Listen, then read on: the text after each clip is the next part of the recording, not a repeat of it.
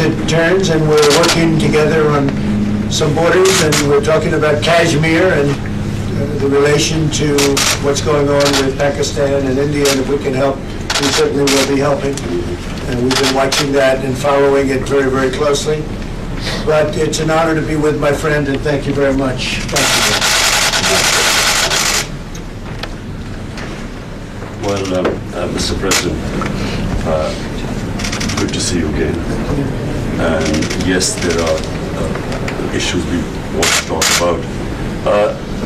The main issue, of course, is Afghanistan, because it concerns the U.S. and Pakistan. And fortunately, we are on the same page. Both of us are interested in peace there and an orderly transition in Afghanistan with talks with Taliban and the government. And also, of course, India, it is a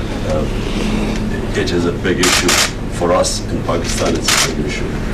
And of course, we always hope that the U.S. would play its part in resolving it, because no other country can.